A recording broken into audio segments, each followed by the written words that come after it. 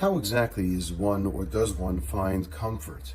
This week's Torah portion is not only Parshat Vaetchanan, but it is also Shabbat Nachamu, a Shabbat in which we reflect upon Nechama, the comfort that all of us search for after having commemorated the day of Tisha B'Av, the saddest day in the Jewish calendar. And yet we find ourselves still within, to a large extent, the concept, and certainly embroiled by the concept of Tisha B'Av, destruction, Churban, threats to our existence that in the current times and with the current events continue and do not cease to exist around us. Moshe Rabbeinu, at the beginning of the Parsha, asks and beseeches from Hashem to give him an opportunity to once again go into Eretz Yisrael, Eretz Canaan. He is denied, of course, which is subject of much interpretation. But when he asks Hashem for this opportunity, he says, Evrana ura'ei et ha'aretz hatova. Evrana literally means, let me pass over the Jordan Valley, and then I will see the land of Canaan. And the obvious question is, someone who passes over, if Moshe would pass over the Jordan Valley, then obviously he's going to see the land of Canaan. Why does he have to say both superlatives? Both Evrana, I will pass over, Ura'ei, and I will see. It's obvious that he'll see if he'll pass over. And the insight is as follows. When Moshe sent the Meraglim, the spies, to search out the land of Canaan, he says, Ureitem et haaretz mahi. I want you to see the land, not for what it is, but mahi, for what it can be. The potential of what this land that is challenging, that is difficult, can offer us. In other words, Moshe wants them to see not only the present, he wants them to see the future within the land of Israel. And this is exactly what Moshe is saying here. Evrana, I will pass over the Jordan Valley. Ura'ei et haaretz hatova.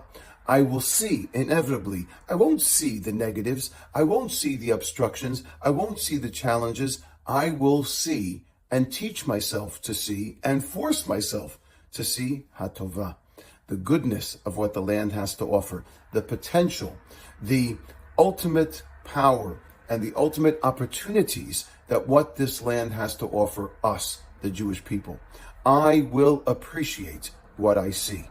And to a large extent, this is where Nechama, comfort, comes from. It is not something necessarily interpreted by circumstances around us, but largely interpreted by the perspectives with which we choose to adapt to those opportunities, to those challenges, and even to those obstructions that we might confront and that we might experience on a daily basis in Israel. It's all up and a part of our perspective.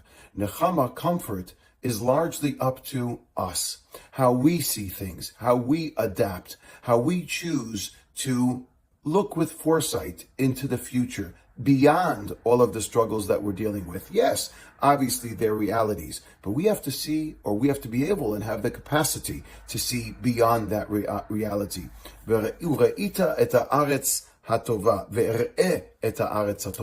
I will see beyond the here and now. I'll see the future. I'll be able to anticipate a brighter tomorrow.